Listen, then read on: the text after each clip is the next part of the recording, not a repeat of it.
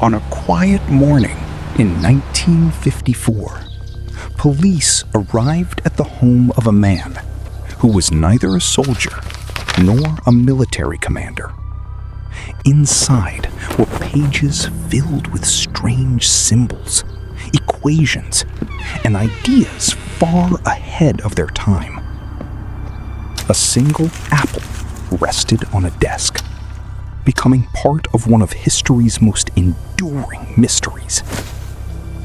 What the officers did not realize was that the owner of this house had helped change the course of World War II.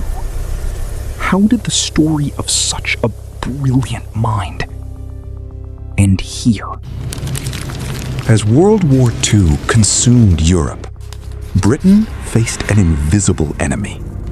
The problem was not tanks or soldiers, but a small machine called Enigma. It transformed German messages into codes that seemed impossible to break. Every day, ships were lost and lives disappeared because of those secret communications. In desperation, officials began searching for someone who thought differently from everyone else.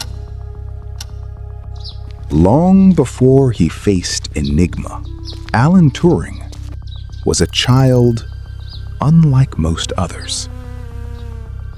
He was fascinated not by games or sports, but by patterns, puzzles, and difficult questions. In every clock, machine, and flower, he saw a hidden system waiting to be understood. Many considered him unusual. Yet that extraordinary curiosity was preparing him for something far greater. At Sherborne School, Alan met the person who would leave the deepest mark on his life, Christopher Morcom. For the first time, he found someone who shared his passion for science and big ideas. Their friendship quickly became a remarkable intellectual partnership, spending hours discussing mathematics, stars, and the mysteries of the universe. Christopher saw extraordinary brilliance in Alan, while Alan finally found someone who truly understood him. Neither realized how profoundly this friendship would shape the future. Then came the devastating blow.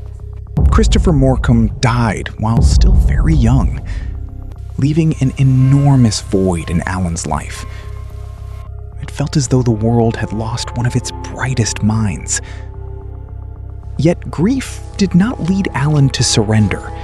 Instead, it pushed him to seek deeper answers about the mind, life, and consciousness itself.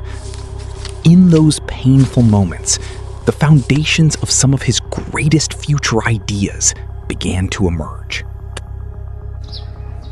At Cambridge University, Alan Turing began asking a question that sounded strange at the time.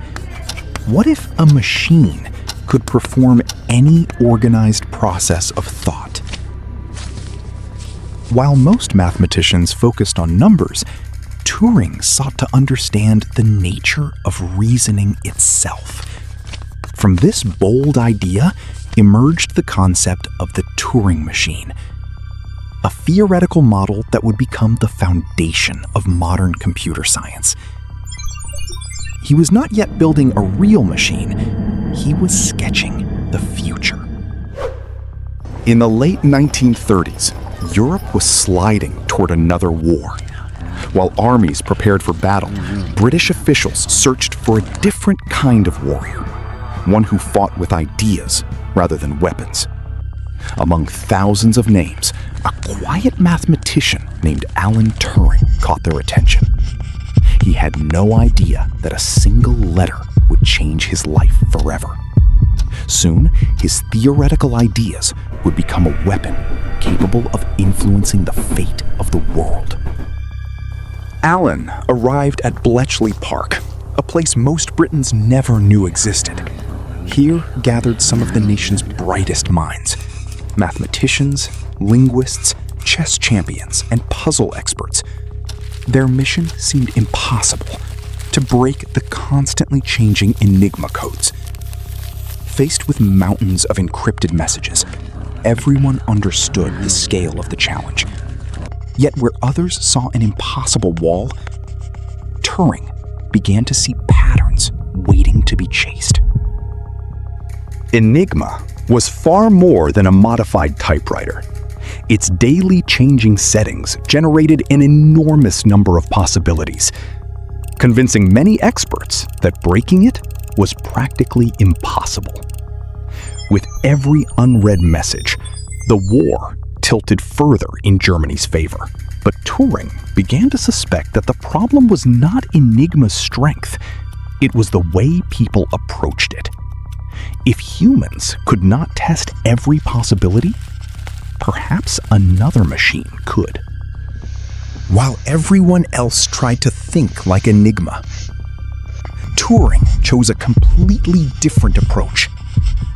He proposed building a machine capable of testing thousands of possibilities far faster than any human could. To many, the idea seemed expensive, risky, and unrealistic.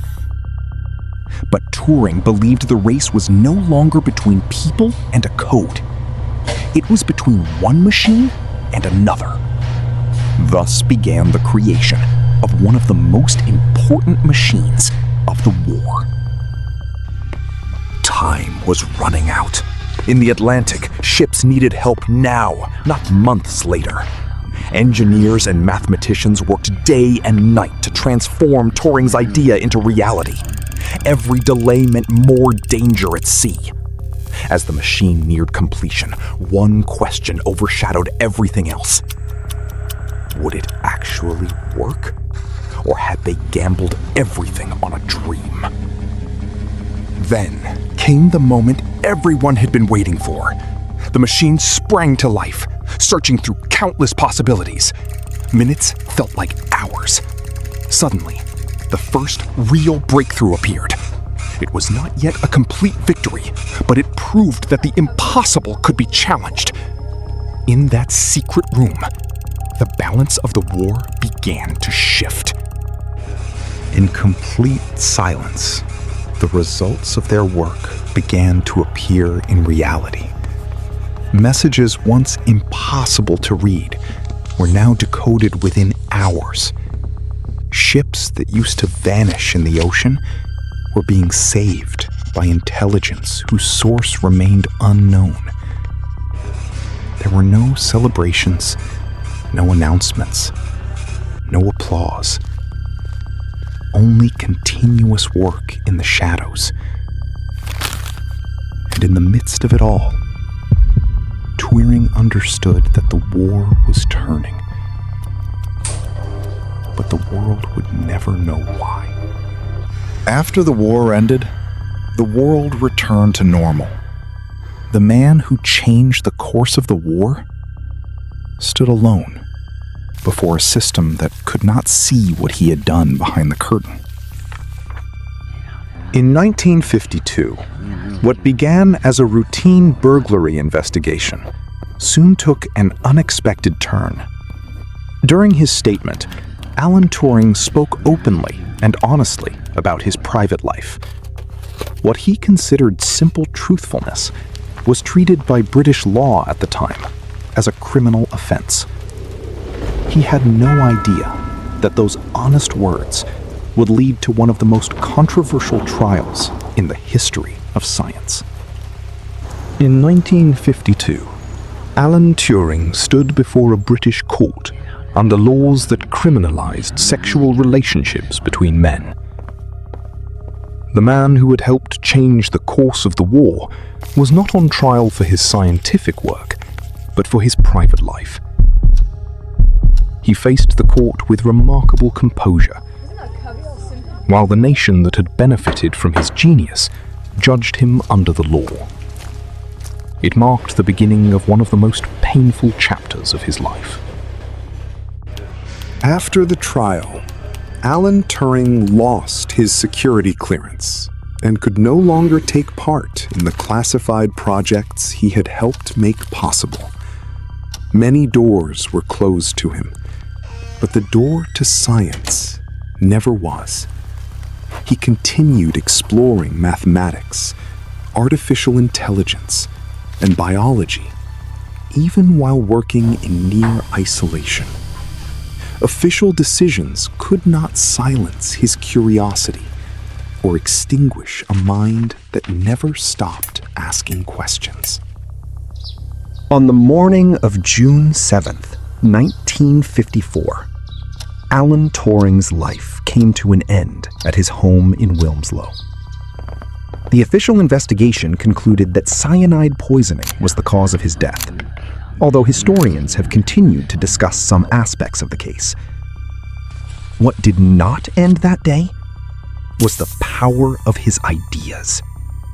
His theories continued to grow across generations, becoming the foundation of modern computing and artificial intelligence. Alan Turing's legacy did not end in that quiet house. It truly began there. Every computer, every smartphone, and every artificial intelligence system carries a piece of the ideas he imagined decades earlier. In 2009, the British government formally apologized for the way he had been treated, and in 2017, he received a posthumous royal pardon. Today, Turing is remembered not only as the man who helped break Enigma, but as one of the founding fathers of modern computing and artificial intelligence. He was simply a man far ahead of his time. If you wish to uncover more of history's dark paradoxes, subscribe and join us in the shadows.